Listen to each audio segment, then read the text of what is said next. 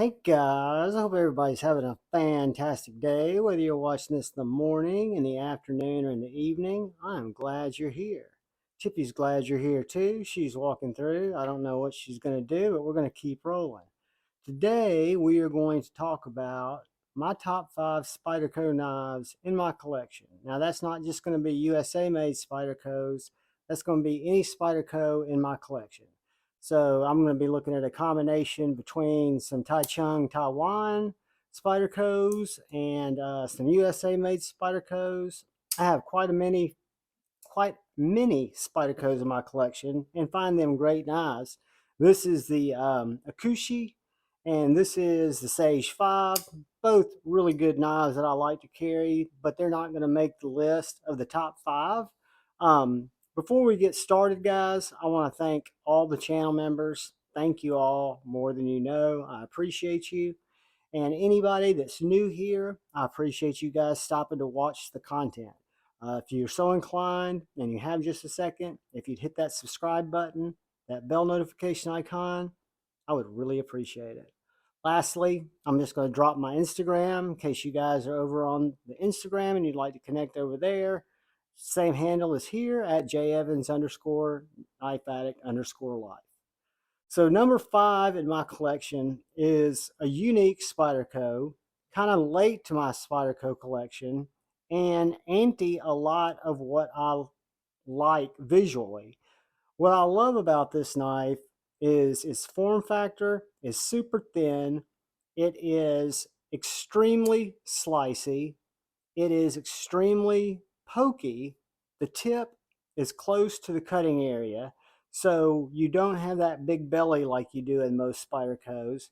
However, let me grab a piece of my subscriber donated copy paper. This thing is an absolute cutting machine, as all Spydercos are. I think we'll see that as we go through this little demonstration of my favorites. But the Spyderco Watu, a lot of people hate the look of it.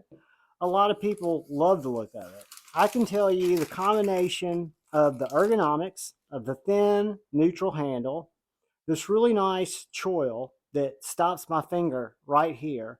It is an absolute Slurpee saver in either a reverse grip or in a traditional grip. The blade or the tip is close to what I'm cutting for a utility knife. It utilizes a compression lock, which makes it very fidgety. It's got the finger hole deployment, which is one of my favorites. And one of the things I love about Spyderco, and it's got the wire clip that could easily be switched out for a Lynch clip, like we'll see here coming down the road. I think one of these has a, no, I know what it was. This one here, the Sage 5, that didn't make our top 5 list, it's got more of a leafy blade, a great knife, but it's got the Lynch replacement clip. So I could easily switch those out if I wanted to, or get a satin clip. But either case, this has got the wire clip on it, goes in and out of pocket great. Number 5, the Spyderco Watu. It is a Taichung Taiwan Spyderco. It is in 20 CPM 20 CV, or is that S30V?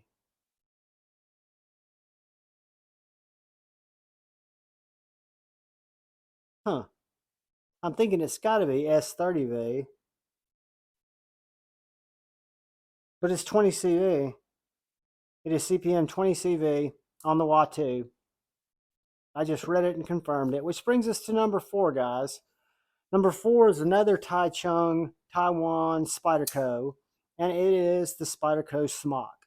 The Spyderco Smock is unique for several different reasons. People love this knife or they hate this knife. It was designed by Smock.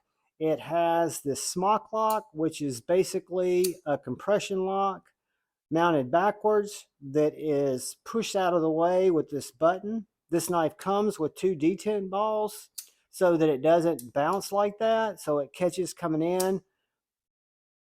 I like to time it, makes it more fidgety. You've got this traditional flipper.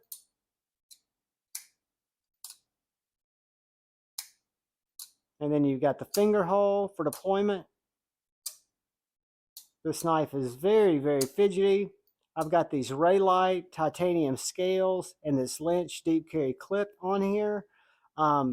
It's got a very deep hollow grind. So this belt satin is a deep hollow grind, which makes this knife very, very slicey. So let's get some more of our printer paper.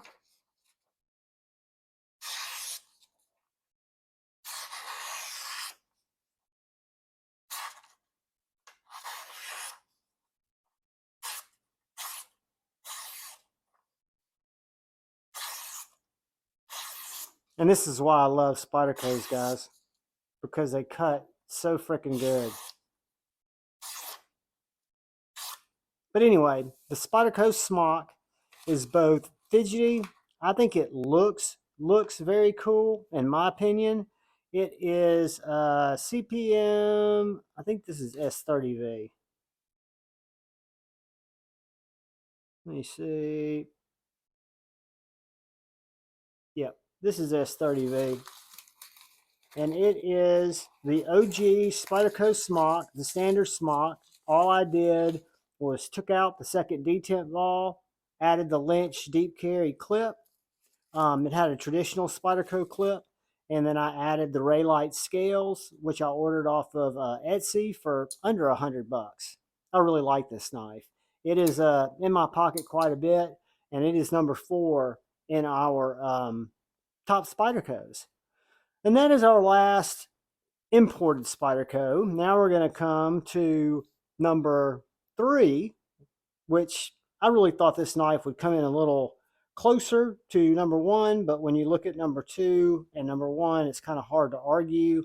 This is the Spyderco Shaman. This is probably the biggest, the most handful of the Spyderco of a hard use knife. It is in CTS XHP. I love the steel. I love the detent. I added the carbon fiber, purple haze carbon fiber scales from Sharp Dressed Scales. This knife originally came from Cutlery Shop, if I'm not mistaken, and it had orange scales. I added the Lynch deep carry clip for the Shaman, and then none of these have ever touched the stone. These are all factory edges. And the Shaman's probably the thickest behind the edge. And that leaf blade is still super, super slicey. Whoops.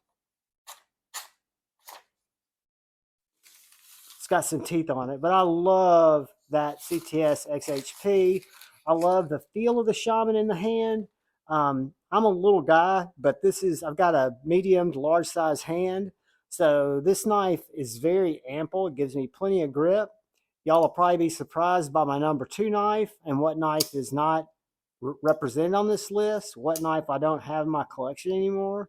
But coming in at number 3, right in the middle, made in Golden, Colorado, USA Earth, it's the Spyderco Shaman, and my most overbuilt or heavy Spyderco. Moving on, we come to my number 2. Guys, my number 2 is the Spyderco Paramilitary 2. Probably one of the first Spydercos outside of my Dragonfly that I fell in love with, and it was actually this knife. This knife started out as a Blurple S110 that I added a Lynch clip, I added bronze hardware, bronze pivot tube, added these scales from Rip's Garage Tech. I've never put this knife on a stone. I've had this knife for over 2 years, and this knife is extremely toothy, extremely slicey. Whoops.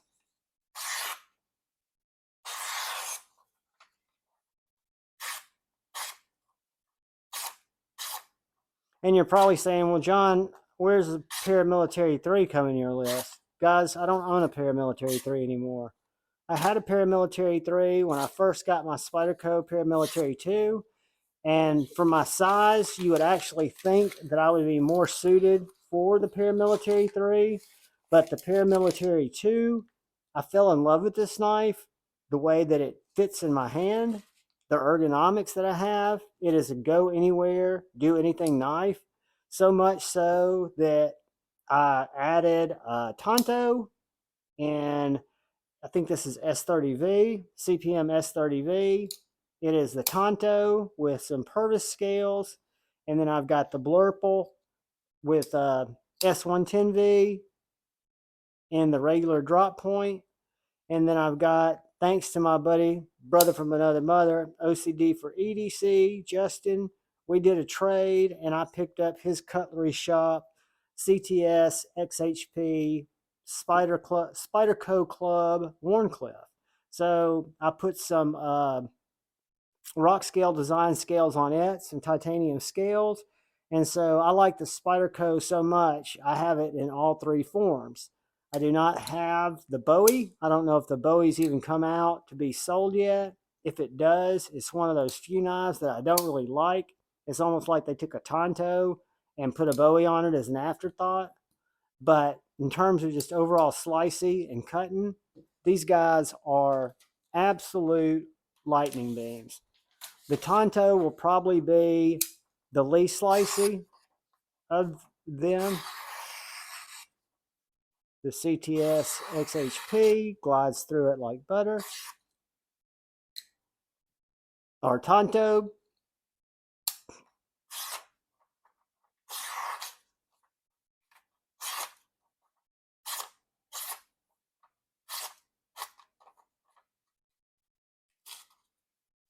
it needs to be sharpened. That tip definitely needs to be sharpened. I mean, it's definitely pokey enough, but it's not slicey enough. So that is my number 2 Spyderco, which I'm sure now you guys have no doubt of what my number 1 is going to be. It's also made in America. It is not the Paramilitary 3. I'm not a fan of that knife. I'm sorry. It's not the Yojimbo. We've already seen the Shaman. What could it be, guys? Let's get these out of the way. And let's think. If I had not modded this knife and put the rock scale design linerless scales on this knife, I don't know if this would still be my number 1. But this is my Manix 2, guys. This is also a Knife Center exclusive that came with Black G10 and CPM Crewwear. I put the rock scale designs on it, left the black hardware. Did not realize how much I would carry this knife or how much it would mean to me. I didn't really know what size knife it was when I first got it, and I was surprised to see that it's kind of in that same overall size range is what I would think that would be much larger knives, the Shaman and the PM2. And the Manix really just kind of splits the difference of those guys. And for my hand, especially with those jagged liners in the box, in my Spyderco box, this is the perfect gentleman's folder for me. I love this knife. It is made in Golden, Colorado. I love the ball lock. I have the standard stiff spring in there. I've got the ball kit, which everybody tells me will make the action that much better. But I like the way it has the detent in it now. I did put in this purple because at the time they didn't have the black cage or little, whatever you call this lac pull thing. So this is kind of a little brush of anodized purple to give it a little color. I might throw a black cage in there when I do the ball. I had one, I'd ordered one from Justin, but I gave it to a buddy who needed it, Shane. But my number 1 Spyderco, and the Spyderco that means the most to me, my number 1 is the Spyderco Manix, followed at number 2 by the Spyderco Paramilitary 2, followed by number 3, the Spyderco Shaman. Jumping into Taichung, we get the Spyderco Smock, the Fidgeter's Dream, and then my little go anywhere, do anything poker knife, my Watu. That's it, guys. That's top 5. We've got the Watu. I can't get all these on screen. I'm sorry, guys. If I'd have moved the camera up, y'all would have had a better view. But that would have meant I had to do some actual thinking, which I don't think very good. But these are my faves, guys. My top 5. Any one of these are Javon approved. If you have any questions, leave a comment. Better yet, DM me on Instagram. I will share with you my observations of these knives. I think I've got individual reviews on all of them. I can tell you they're a top 5 of mine. I love them all. Spyderco, everything that's in my collection still from Spyderco, including this weird little Akushi. This is a gentleman's folder extraordinaire, or the Sage 5, both Taichung, Taiwan, or my little Dragonfly and ZDP 18950. Spyderco makes great knives, guys. They kill heat treats. They do a great job there, and they use steels that we don't see every day. There's a lot to cheer for here. I like them. These are my top 5. I wanted to bring them to you. Sorry that I brought more than one Paramilitary too, but a testament to how much I like it is the fact that I bought it 3 times. Guys, I appreciate you. If you haven't had a chance, I still ask, please hit that subscribe button and that bell notification icon. But most importantly, keep looking out for that guy or gal to your left. Keep looking out for that guy or gal to your right. Look out for each other. Go forward with love in your heart. Choose debate, not hate. Know that I love you all. That we will meet again in the next day or so. We will probably see each other for a Insomniacs Live next week. No telling, guys, but I appreciate every single one of you. Love you all. Peace.